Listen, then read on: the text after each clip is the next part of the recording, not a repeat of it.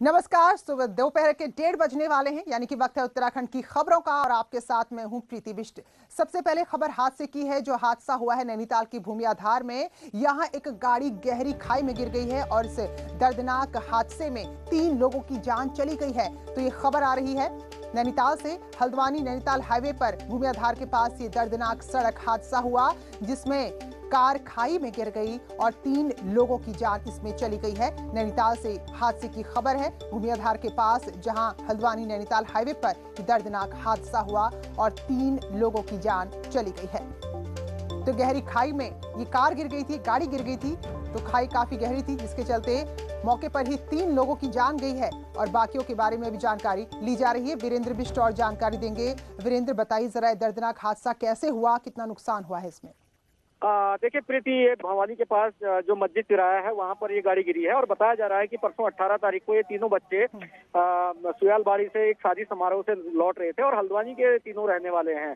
और रात 9 बजे तक इनके परिवार से इनकी बातचीत हुई थी और उसके बाद अचानक इनकी जो गाड़ी है वो करीब 300-400 मीटर गहरी खाई में गिरी है। और आज लगातार 2 दिन से इनके परिजन इनको ढूंढ रहे थे, आज पता चल पाया है और अब पुलिस ने जो तीनों शव हैं उनको बाहर निकाल दिया गया है और जो परिजन हैं वो भी मौके पर आ गए हैं और अब जो पोस्टमार्टम की कार्रवाई आगे की जा रही है। चलिए, धन्यवाद वीरेंद्र। तो बहुत ही दर्दनाक सड़क हादसा हुआ है। शादी समारोह से सुयालबाड़ी, जो अल्मोड़ा की तरफ पड़ता है, वहां से लौट रहे थे और भवाली के पास ये दर्दनाक हादसा हुआ। तो इनको ढूंढा जा रहा था, कहीं कोई बात पता नहीं चल पाया और बाद में भूमि आधार के पास खाई में इनकी गाड़ी मिली, जिसमें 3 लोगों की जान चली गई थी। और अगली खबर भी हल्द्वानी से है। यहाँ हल्दूचौड़ इलाके में एक घर के आंगन में सुबह सुबह गजराज की चहलकदमी नजर आई, जिससे लोग घबरा भी गए। हालांकि इस दौरान का एक वीडियो सामने आया है। तो हल्द्वानी के हल्दूचौड़ इलाके के गंगापुर कबड़वाल गांव में अचानक जब लोगों की सुबह आंख खुली तो उन्होंने देखा कि उनके आंगन में हाथी टहल रहा है। लोगों की सांस अटक गई इसके बाद कि हाथी कहीं नुकसान ना पहुंचाए। लोगों ने शोर मचाना शुरू किया, जिसके बाद हाथी वहां से चला गया।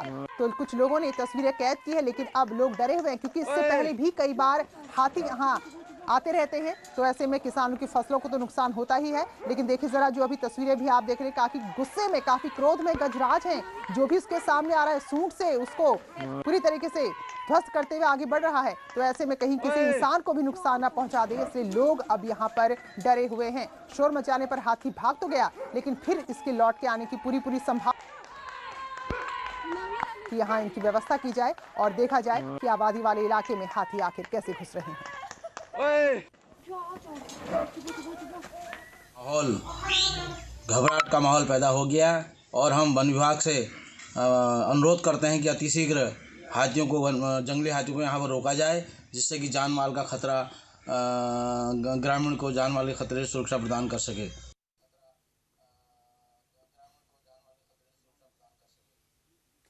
उधर राजाजी टाइगर रिजर्व के मोतीचूर रेंज से 2 में से 1 बाघिन गायब हो गई है और इस पूरे मामले को वन विभाग ने भी गंभीरता से लिया और फिलहाल पता लगाया जा रहा है कि वो बाघिन आखिर गई कहां और पूरे मामले की जांच कराई जा रही है।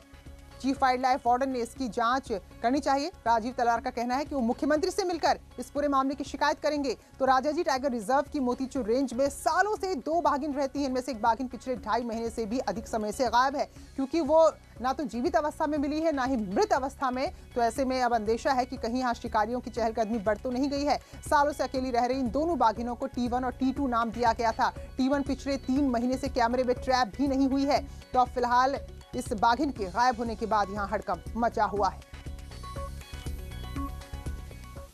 एक टाइग्रेस पिछले 1.5-2 माह से वहाँ पे नहीं देखी गई है और उसकी कोई कैमरा रिकॉर्डिंग में नहीं मिल रही है। और ऐसा बताया जा रहा है वन अधिकारियों के उनसे कि ये रोड पार करके बड़कोट रेंज की तरफ कहीं इसके पगमार्क मिले हैं, पर बड़ा मुश्किल है, बड़ा कठिन है, क्योंकि आज तक तो ये टाइग्रेस कभी मोतीचूर से आगे ही नहीं गई है। तो टाइग्रेस बहुत जल्दी, ये मतलब जो कैट फैमिली होती है, बड़ी जल्दी अपना जो इनका अपनी टेरिटरी होती है, अपनी टेरिटरी जल्दी से छोड़ती नहीं।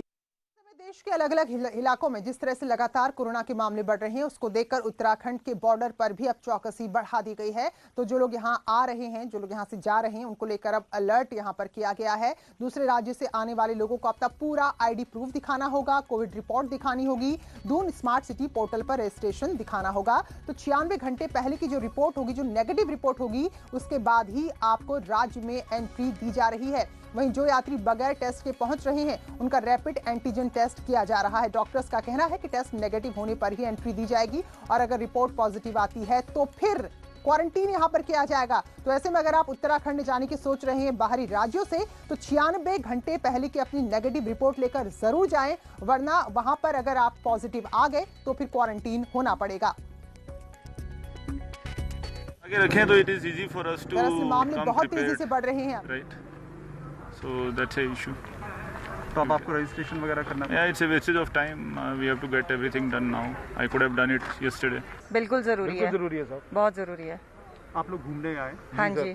तो टूरिस्ट के लिए आपको ऐसी कोई दिक्कत, यहाँ पे आपको क्या कहा जा रहा है, क्या किया जाना है? यहाँ पे टेस्ट कर रहे हैं, रैपिड टेस्ट कर रहे हैं कोविड का, and then they are registering the car and asking how many people are you in one car and your duration of the days. Cases बढ़े हैं तो इसी वजह से यहाँ पे हर जगह होनी चाहिए टेस्टिंग, क्योंकि इंटरस्टेट अगर क्रॉस कर रहे हो तो टेस्टिंग मस्ट होनी चाहिए। दूसरे राज्यों में कोविड के बढ़ते केसेस को देखते हुए उत्तराखंड के बॉर्डर पर एक बार फिर टेस्टिंग तेज कर दी गई है। आप अगर दूसरे राज्य से आ रहे हैं तो आपको बॉर्डर पर रोका जाएगा। अगर आप 96 घंटे पहले की रिपोर्ट नेगेटिव होगी तो आपको एंट्री दी जाएगी। अगर नेगेटिव रिपोर्ट नहीं होगी तो आपका बॉर्डर पर टेस्ट किया जाएगा। अगर आप नेगेटिव आते हैं तो आपको एंट्री आसानी से मिलेगी। पॉजिटिव आने पर आपको क्वारंटीन किया जाएगा। इसके अलावा आपको स्मार्ट सिटी पोर्टल पर अपना रजिस्ट्रेशन जरूर कराना होगा कि आप कहां से आ रहे हैं, कहां आपको जाना है और कितने दिन आप उत्तराखंड में रहेंगे। एक गाड़ी में अगर 4 लोग हैं तो कम से कम 2 लोगों का टेस्ट जरूर किया जाएगा। यानी अब अगर आप किसी दूसरे राज्य से उत्तराखंड आने की सोच रहे हैं तो ये बात निश्चित रखिए कि आपको या तो रिपोर्ट साथ में लेकर आनी होगी या फिर उत्तराखंड के बॉर्डर में एंट्री के दौरान अपना टेस्ट कराना होगा। कैमरा से राकेश रावत के साथ दीपांकर भट्ट, न्यूज़ 18 देहरादून। नई टिहरी और चंबा पुलिस भी अब कोविड को लेकर अलर्ट मोड पर है और जो भी लोग यहां पर आ रहे हैं उन पर सख्ती दिखाई जा रही है। जो स्थानीय लोग भी हैं, जो कोविड के प्रोटोकॉल है उसका पालन कराया जा रहा है। अगर कोई बगैर मास्क के बाजार में घूमता हुआ नजर आ रहा है तो उसका चालान काटा जा रहा है। वहीं दुकानों पर भी सोशल डिस्टेंसिंग का पालन नहीं कराने वालों पर कार्रवाई की जा रही है। चंबा पुलिस ने 1 महीने में अभियान चलाकर करीब 2000 से ज्यादा लोगों का चालान किया है। लोगों को मास्क भी दिए गए हैं जिससे कोरोना का संक्रमण कम से कम फैले के बारे में और सैनिटाइज किए जाने के बारे में लगातार अभियान चल रहा है। और इसमें हमारे द्वारा जो पिछले महीने में भी है वो 2000 से ऊपर चालान किए गए हैं और इस महीने में भी लगातार चल रही है। और जिससे अभी तक जो चंबा क्षेत्र में है वो कोरोना बिल्कुल नियंत्रण में है। वहीं सिविल अस्पताल रुड़की में अब कोरोना का टेस्ट कराने वाले लोगों की संख्या लगातार बढ़ती जा रही, क्योंकि मामले लगातार बढ़े हैं। लेकिन इसके बावजूद भी लापरवाही देखने को मिल रही है। जो युवा यहां पर पहुंच रहे हैं, दरअसल इनको आर्मी में भर्ती होना है और अगर सेना भर्ती में इनको पहुंचना है तो वहां भी इनसे कोरोना की नेगेटिव रिपोर्ट मांगी गई है। लेकिन इस दौरान आप लापरवाही देखिए, खुदा ना खास्ता इनमें से कोई एक भी कोरोना पॉजिटिव हुआ तो सोचिए कहां कहां कोरोना फैलेगा। क्योंकि अस्पताल परिसर में बहुत ही गिने चुने युवा थे जिन्होंने मास्क लगाया था और इसके अलावा सोशल डिस्टेंसिंग तो भूल ही जाइए, पूरा जमघट यहां पर नजर आया है।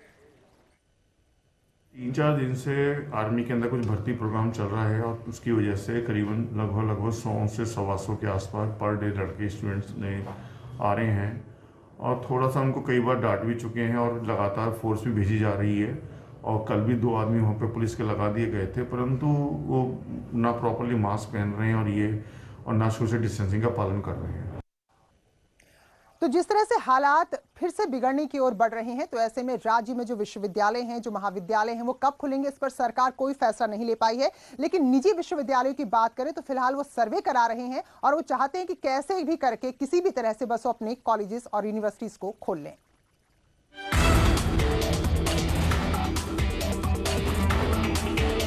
उत्तराखंड में सरकारी और प्राइवेट मिलाकर कुल 29 यूनिवर्सिटीज हैं, जिनमें ऑनलाइन क्लास तो चल रही है, लेकिन सबसे ज्यादा परेशानी प्रैक्टिकल में आ रही है। इसलिए अब यूनिवर्सिटी कॉलेजों को खोलने की मांग उठने लगी है।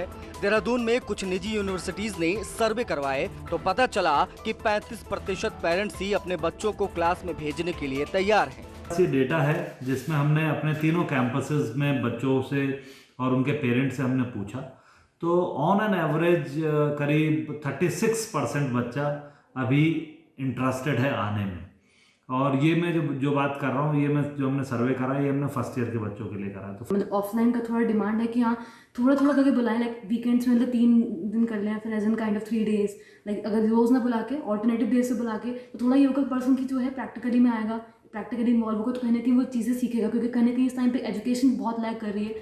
वही कैबिनेट मीटिंग में फैसला न निकल पाने के बाद उच्च शिक्षा मंत्री अब दिसंबर में कॉलेज यूनिवर्सिटीज खोलने की बात कह रहे हैं। मुझे लगता है कि जो हमारे प्रैक्टिकल सब्जेक्ट उनके लिए हम लोगों ने गाइडलाइन बना दी है और जल्दी इस पर निर्णय हो जाएगा कि कॉलेज कब। कोरोना संक्रमण की वजह से इस साल वैसे ही पढ़ाई का काफी नुकसान हो चुका है, लेकिन अब कोविड के नियमों के दरमियान छात्रों को कॉलेज बुलाया जा सकता है, जिससे पढ़ाई के साथ स्वास्थ्य से भी खिलवाड़ न हो सके। देहरादून से न्यूज़ 18 के लिए भारती सकलानी की रिपोर्ट। और अल्मोड़ा जिले की बात करते हैं, जहां कई महत्वपूर्ण महकमे पर अधिकारियों की कमी बनी हुई है, जिससे जो विकास कार्य वो शुरू ही नहीं हो पा रहे हैं और फिलहाल राजनीति भी इसको लेकर शुरू हो चुकी। कांग्रेस सरकार पर आरोप मढ़ रही है। अगर अधिकारियों की बात करें, पदों की बात करें, तो जिला पीडी, डीपीआरओ, मुख्य शिक्षा अधिकारी, जिला पूर्ति अधिकारी, कार्यक्रम अधिकारी समेत कई सारे ऐसे अधिकारियों के पद हैं जो रिक्त पड़े हैं, खाली पड़े हैं, जिससे सरकार की योजनाएं अधर में लटकी हुई है। विकास कार्य ठप है, अधिकारियों की कमी है, तो इसके लिए कांग्रेस राज्य सरकार पर यानी कि बीजेपी पर हमला बोल रही है। लोग ये देखते हैं कि उनकी जो द्वितीय श्रेणी के पंक्ति के अधिकारी होते हैं उनको चार्ज दे दिया जाता है, लेकिन इसके बावजूद कई अधिकारियों की कमी के बावजूद कोशिश ये की जाती है कि आउटपुट उससे सफ़र ना करे और उच्च अधिकारियों से भी उनसे निवेदन किया जाता है कि उनके स्थान पे प्रतिस्थानी को भेज दें। पूरे राज्य की स्थिति यही है कि विशेषकर पर्वतीय क्षेत्रों में महत्वपूर्ण विभागों में अधिकारी विहीन है। अगर आप प्रशासनिक लेवल पर जो बुनियादी इकाई होती है, तहसीलों में देखें, वहाँ पर भी एक दो तहसीलदार दो तहसीलों का काम चला रहा है। तो छठ पूजा में आज अस्तांचलगामी सूर्य को अर्घ्य दिया जाएगा और हर साल ऋषिकेश के घाट में खासी भीड़ नजर आती थी, क्योंकि पूर्वांचल के काफी लोग ऋषिकेश में रहते हैं। लेकिन इस बार स्थिति, तस्वीरें बिल्कुल अलग है, क्योंकि गाइडलाइंस सख्त हैं, जिसके चलते जिला प्रशासन ने छठ पूजा पर सार्वजनिक स्थानों पर रोक लगाई है। तो जो गंगा के तटों पर, घाटों में जो वेदियां बनाई गई थी, उनको भी हटा दिया गया है, क्योंकि सीधे सीधे ये आदेश हैं कि कोरोना को देखते हुए किसी भी तरह की सार्वजनिक पूजा ना की जाए। तो पहले कुछ ऐसी तस्वीरें रहती थी, लेकिन अब इस बार पूरी तरह से रोक लगाई गई है। जो आदेश हैं वो यही है कि सार्वजनिक स्थल पे कोई पूजा का कार्यक्रम नहीं करेंगे, सब लोग अपने अपने घरों से पूजा का कार्यक्रम करें। और उसके चलते हुए ही हम यहाँ ड्राइव कर रहे हैं, पुलिस और प्रशासन द्वारा ड्राइव करी जा रही है। घाट पे कुछ लोगों ने चबूतरे बनाए थे पूजा करने के लिए, सबको हमने 2 दिन से इन्फॉर्म कर रखा है, बट उसके बावजूद कुछ लोगों ने चबूतरे बनाए, तो वो चबूतरे हम फ्लैट करवा रहे हैं। केंद्र की गाइडलाइन के बाद स्थानीय प्रशासन ने त्रिवेणी घाट पर सार्वजनिक रूप से होने वाली छठ पूजा पर रोक लगा दी है और सभी पूर्वांचलियों से निवेदन किया है कि वो छठ पूजा को अपने घरों पर ही मनाएं। ऋषिकेश से आशीष डोभाल, न्यूज़ 18। और सतपुली के बिलखेत में 13 राज्यों से आए खिलाड़ी रोमांचक खेलों का आनंद ले रहे हैं। अलग अलग तरह के कंपटीशन यहां पर करवाए जा रहे हैं। तो 13 राज्यों के 80 खिलाड़ियों के बीच पैराग्लाइडिंग प्रतियोगिता शुरू हो चुकी है और सुबह होते ही सतपुली के आसमान का आज कुछ ऐसा नजारा था। एक के बाद एक पैराग्लाइडर आसमान में कुलाचे भरते नजर आ रहे थे। साथ ही नयार घाटी की सुंदरता का भी आनंद यहाँ पर ले रहे थे। नयार घाटी में पैराग्लाइडिंग कर रहे खिलाड़ियों में खासा जोश नजर आ रहा है। माहौल काफ़ी अच्छा है, जगह भी, लैंडिंग एरिया काफ़ी अच्छा है। विंड के हिसाब से अभी देखा जाए तो काफ़ी स्ट्रॉन्ग विंड हो रहा है, तो लैंडिंग में अभी दिक्कत होगी। जो स्पोर्ट लैंडिंग की बात कर रहे हैं, काफ़ी मज़ा आ रहा है, काफ़ी अच्छी जगह है। हम लोग इधर आए तो देख के बहुत अच्छा लगा। यहाँ का जो नेचर है बहुत अच्छा है। पैराग्लाइडिंग के लिए एक ऐसा ही नेचर चाहिए और खुशी की बात यह है कि आपके यहाँ पे एक इतनी अच्छी साइट निकली है कि फॉर फ्यूचर लोग यहाँ के बहुत फायदा उठा सकते हैं इसका। चलिए फिलहाल यहाँ पे एक बहुत छोटा सा ब्रेक ले रहे हैं, लौटेंगे जल्दी उत्तराखंड की कुछ और खबरों के साथ। से भरी हुई है, लेकिन जब मुनस्यारी की बात आती है तो इसकी खूबसूरती लोगों को यहाँ खींच लाती है। ऐसे में इसे और भी ज्यादा खूबसूरत बनाने के लिए वन विभाग इको पार्क बनाने जा रहा है।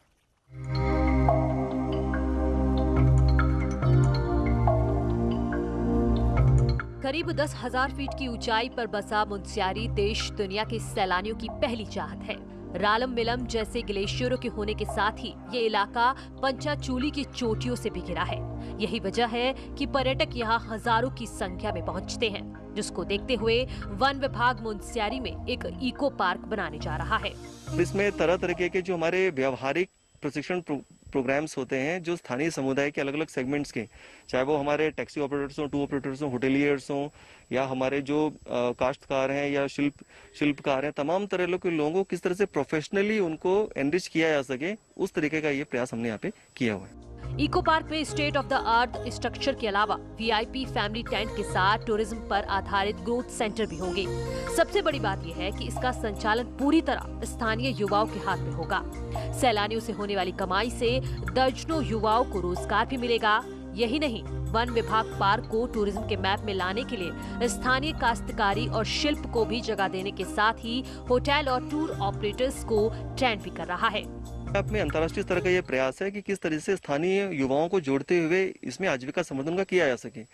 हम ये जानते हैं कि राज्य सरकार द्वारा अक्सर ये निर्देश दिए जाते हैं कि स्थानीय स्तर पर पलायन रोकने के लिए आजीविका संवर्धन के और स्वरोजगार विकसित करने के वैकल्पिक अवसर किस तरह से विकसित किए जाएं। तो वन विभाग के द्वारा एक मॉडल पहल है। ऐसे में वन महकमे की ये पहल अगर धरातल में उतरती है तो तय है कि मुनस्यारी का टूरिज्म तो बढ़ेगा ही, साथ ही रोजगार के नए अवसर भी युवाओं को मिलेंगे। न्यूज़ 18 के लिए पिथौरागढ़ से विजय वर्धन उप्रेती की रिपोर्ट। तो क्योंकि अभी कोरोना काल की बात करें, इसने पर्यटन पर, कारोबार पर काफी बुरा असर डाला है, तो ऐसे में कोशिश है कि आने वाले समय में और सुविधाएं बढ़ाई जाएं। तो कारोबार की बात हो रही है, शहद की बात करते हैं। इस दौरान शहद के कारोबारी भी कोरोना काल के चलते बेहद परेशान रहे, क्योंकि व्यापार लगभग ठप हो गया है।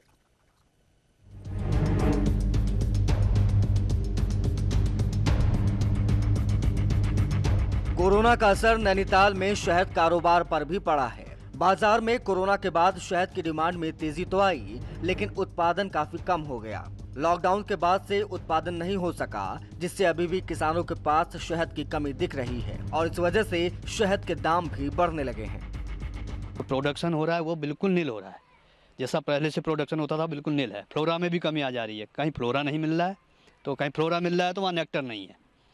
मौसम का भी ट्रांसफर हो रहा है, उसमें मौसम का भी प्रभाव पड़ रहा है, तो इसलिए किसान को कुछ नहीं मिल रहा है।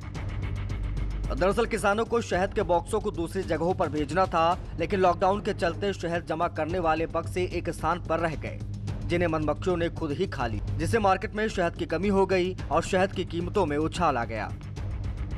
कोरोना का लग गया, उसके बाद जो है लॉकडाउन लग गया, तो जो लोगों का जो शहद उत्पादक थे उनके बक्से जो है बगीचों में और जहाँ थे वहीं रह गए। तो उस जो शहद हम लोगों ने निकालना था, दरअसल मक्खियों ने उसको उपयोग कर लिया, तो उत्पादक के बाद बिल्कुल शहद नहीं बचा, इसलिए पूरे बाजार से शहद गायब हो गया। शहद कई बीमारियों में उपयोग में लाया जाता है, तो वहीं ठंड के मौसम में इम्यूनिटी बढ़ाने में भी कारगर साबित है।